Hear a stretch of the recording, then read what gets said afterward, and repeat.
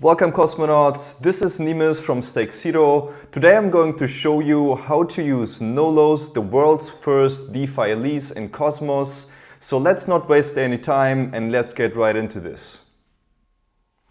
So what is Nolus? Nolus is a decentralized money market in the Cosmos ecosystem, which allows lenders that want to earn some yield on their stablecoins to meet with borrowers that want to borrow or lease some crypto assets without the need of over-collateralizing their capital.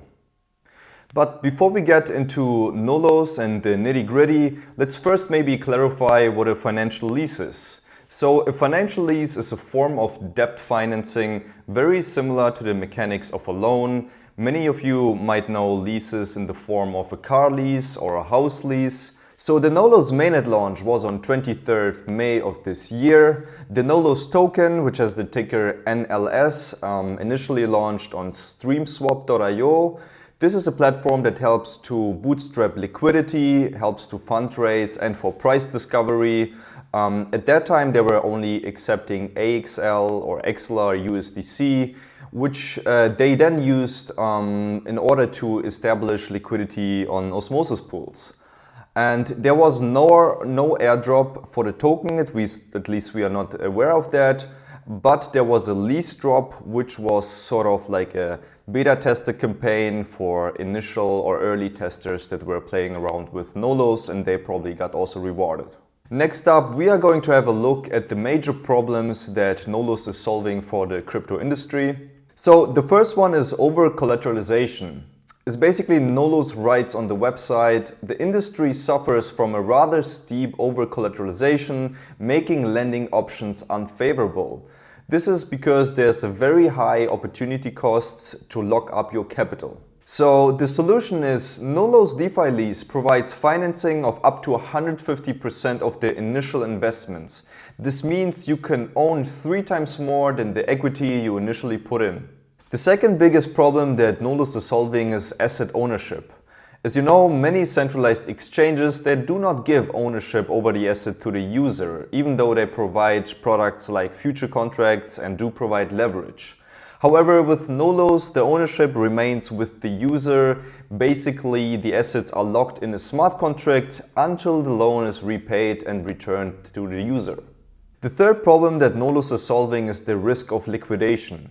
Most DeFi platforms or lending markets are over-collateralized, which means they are less capital efficient.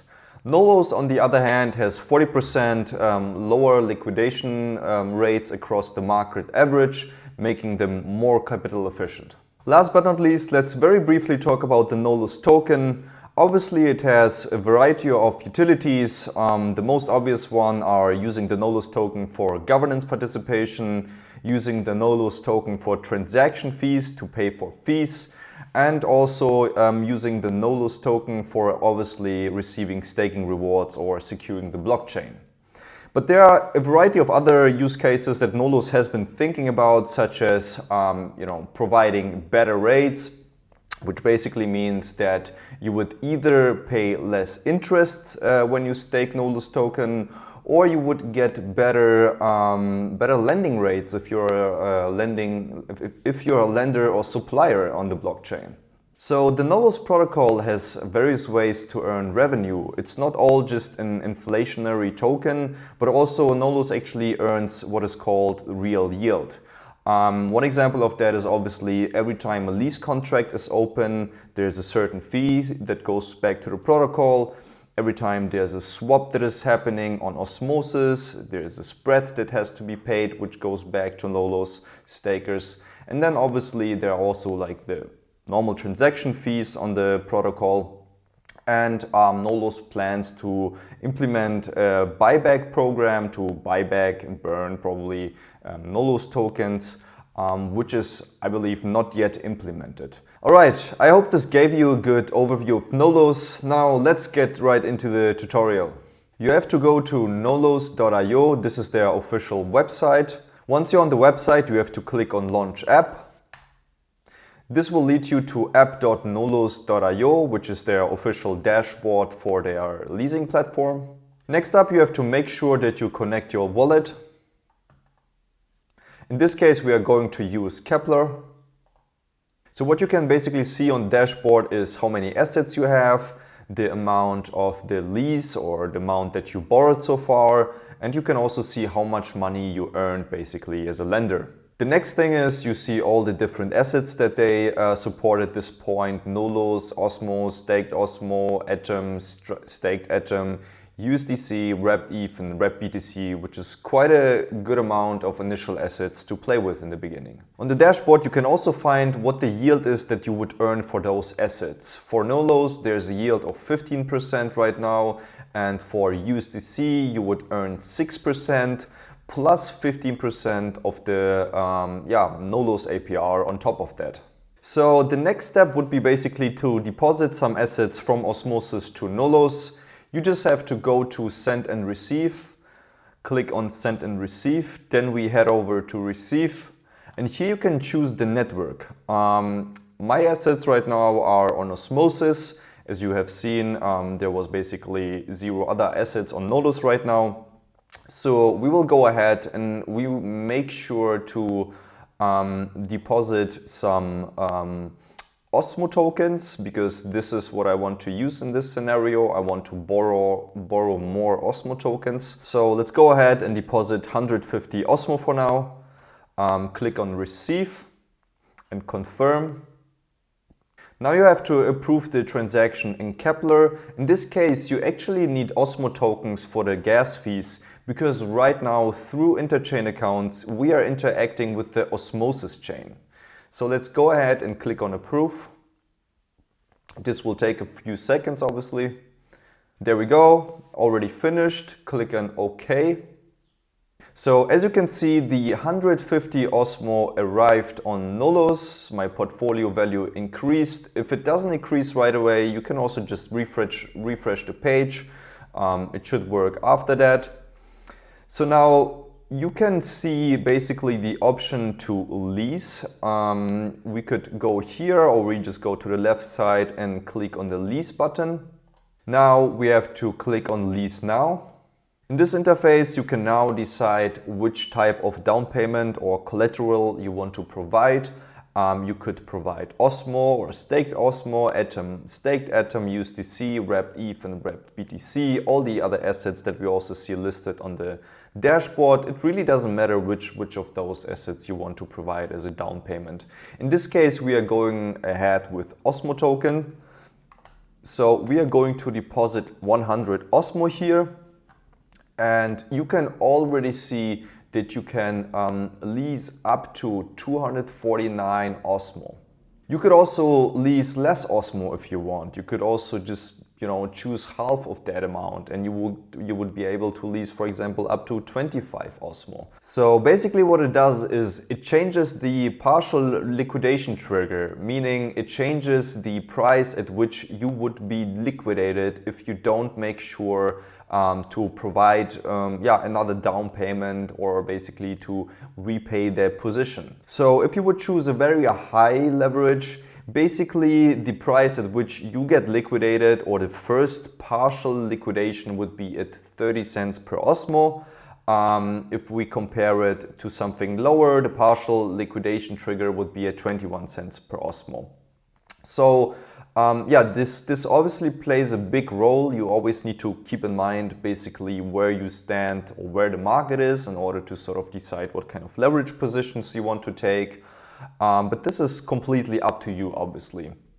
It's very nice to see the user interface and know exactly how much assets you can borrow, where the first liquidation trigger is, and also obviously what the interest rate is that you are paying. Always make sure to keep in mind what the interest is that you have to pay, because this is basically the cost of the debt that you have.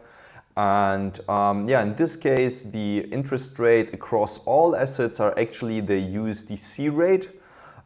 This is because in the background, the lenders are providing USDC for lending. And how is the interest rate derived? It's basically derived from the utilization rate of the borrowed funds. So what does the utilization rate means? It basically means that it's a relation between the amounts that are borrowed which have been lent out. So if there's a higher rate of borrowed funds, the interest rate will go up. And if there's a lower rate of borrowed funds, the interest rate will go down.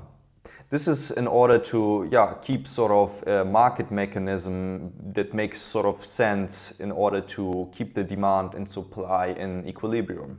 So let's go ahead and let's open one of the lease contract positions. I will go ahead and provide or apply 100% leverage here. And let's go ahead and click on open position and click on confirm. So in this case, we actually have to pay the transaction fees in Nolus token. This is why it's good to make sure to have some Nolus token available. Let's go ahead and approve the transaction. Now, looks good.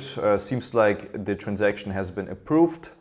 So what happens in the background is basically that the down payment and the loan are swapped for OSMO, which is our target asset in this case.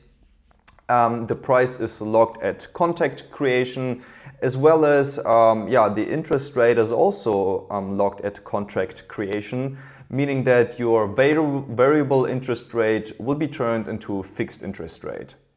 Right now it's still loading and opening the contract, so basically it's opening an ICA interchain account on Osmosis, and this might take 1 or 2 minutes, but it shouldn't be too long. As you can see, the blinking buttons basically indicate that it's still loading. Now everything looks good. It seems like our lease contract has been opened. You can see this is the amount of OSMO that we have borrowed basically.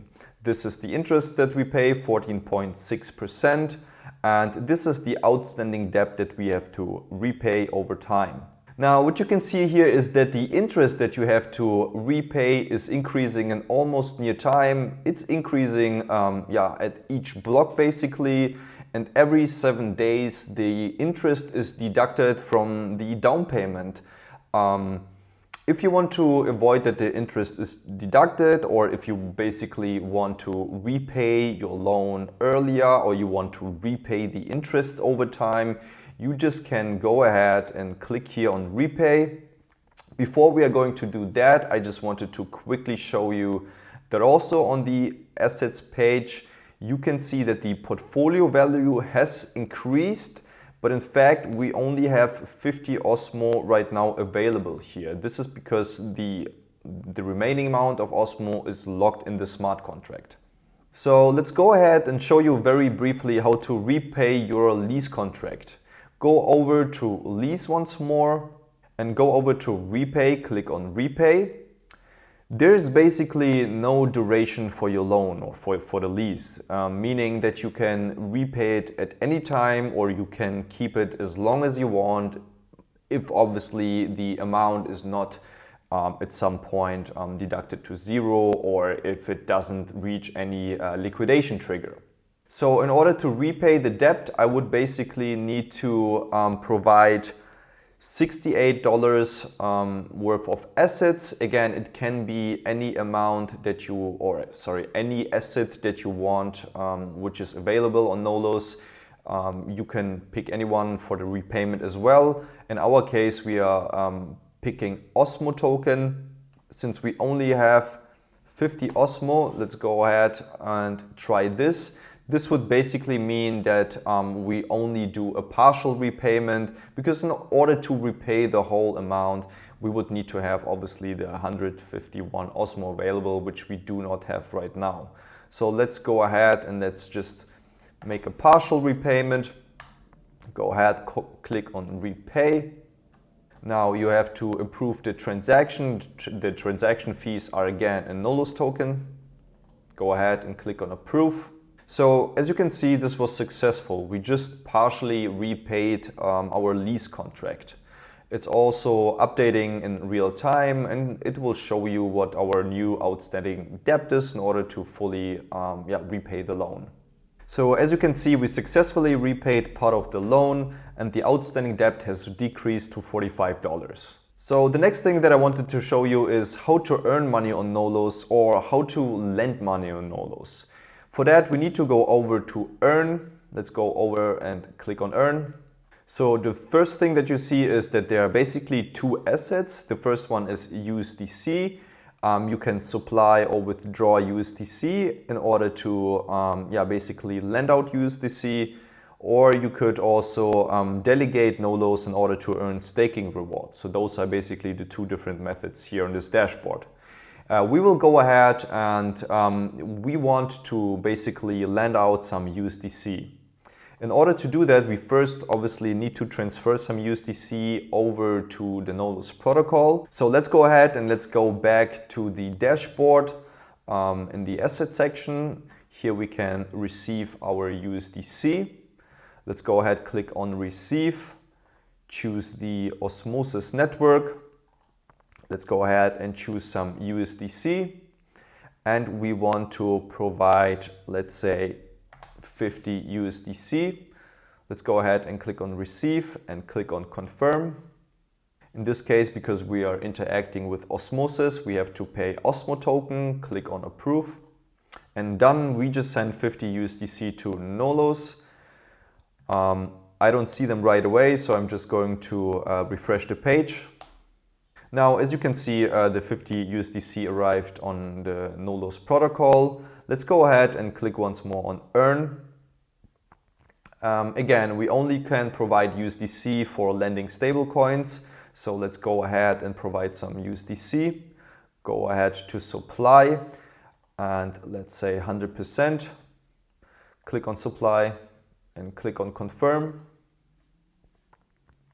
We have to pay a transaction fee in Nolus because we are interacting with the Nolus protocol. The USDC is already on the Nolus chain. All right, and this was successful. We just provided some USDC. All right, and that's already it for earning some yield on your stablecoins on Nolus. Let's just quickly refresh the page.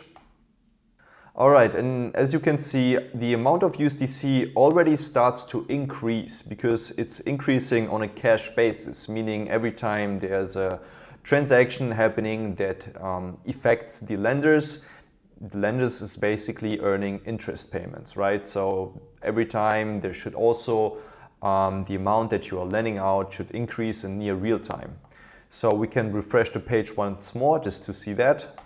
And there we go, just very incremental, but it's still increasing. You can see there's some yield that is directly be earned into your account basically. So what you receive is again 6% on USDC plus 50% Nolus tokens. So in order to withdraw your funds from the lending position, simply go over and click on withdraw. Go ahead and let's withdraw the full amount, the 50 USDC. Click on confirm and we will pay the transaction fees in Nolus token, approve. All right, seems successful. Let's go and check, and as you can see already doesn't show any amount in the deposit. Let's double check in the asset section, and as you can see the 50 USDC appeared here under assets. Also, we still don't have our OSMO back. This is because we just partially repaid the lease or the loan. So let's go ahead and actually repay the remaining amount with the USDC that we just received. Let's go over to Lease. As you can see, we have $45 of outstanding debt right now. So let's repay that. Go and click on repay. And this time for demonstration purposes and also just because we only have USDC available there, we will choose USDC instead of OSMO for the repayment. And let's click on 100%. And as you can see, he automatically adjusts to the $45.9 of outstanding debt that we have to repay. If we're going to repay that, there will be basically $0 of debt left. So let's go ahead and click repay, click on confirm, approve the transaction. Yeah, and this was successful. So we just repaid the full amount of our lease. However, we still need to collect the OSMO token. So don't forget to do that. Let's go over and click on collect, click on confirm. And as you can see, we will receive 249.7 OSMO. Let's go ahead and pay the transaction fees. There we go, it was successful. So now the transaction is still loading. This might take a few seconds. And there we go, the lease has been repaid and we just received the OSMO. Let's go ahead and double check it in the asset sections. Let's refresh the page. And as you can see, we received our 249.274 OSMO tokens. And yeah, our USDC amount is also less. So this all seems correct. So basically what we have done is we opened a lease contract, we partially repaid, then fully repaid, got our OSMO. We also lended out some USDC and yeah, withdrew our USDC. So those are the major actions that you can basically do on Nolus. There are obviously a variety of strategies that you can follow, which we might cover in a future episode. And the last two things that you could do here on the app is obviously you can see the history of your transactions. Not only you get the transaction hash, but you also get the description of what actually happened. This is very useful, especially if you need to submit your taxes. You always need to make sure that you also have your transaction history available, because otherwise you won't really know what were actually going on there, or you might don't remember. So that's very useful. And the other thing that you can do is also you can vote and stake. So let's check out the voting. So if you want to participate in governance, as you can see, Nolus is quite active. They already have 39 proposals, even though they are live just since May. So their voting period is fairly short. It's just 1 day. So if you see a proposal coming up, you have to vote within 24 hours. This was because they wanted to be pretty fast when it comes to deployment and development of the chain and applications there. So they might increase the voting period. We will see. But just keep that in mind. You would need to basically connect your wallet here, and then you can participate and participate in governance. And the other thing that you can do is you can also participate in staking. So obviously Stakesedo is also a validator on Nolus. We are here on position 15. Feel free to support us, but also make sure to always diversify your delegation and also support smaller validators or other validators that you might be familiar with. And seems like Nolus has 50 validators right now in the active set.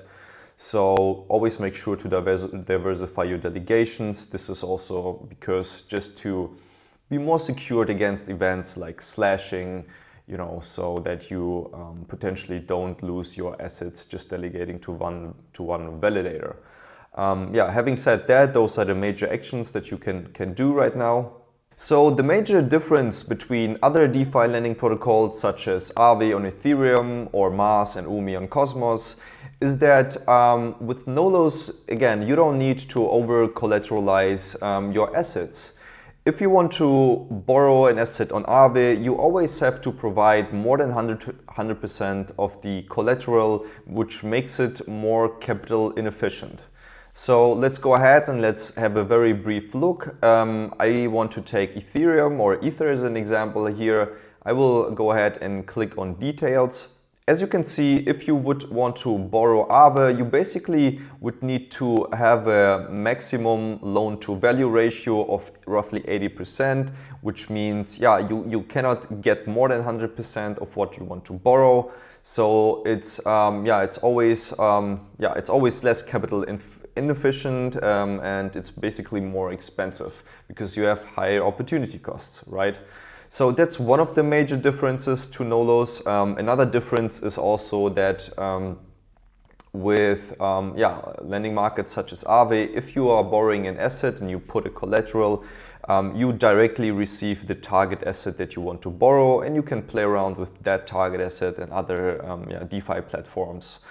If you, on the other hand, want to lease or borrow on Nolus, you also put down the collateral or the down payment, but you don't receive the target asset right away because it's locked in a smart contract and you will only receive it once you repaid the full amount of the outstanding debt.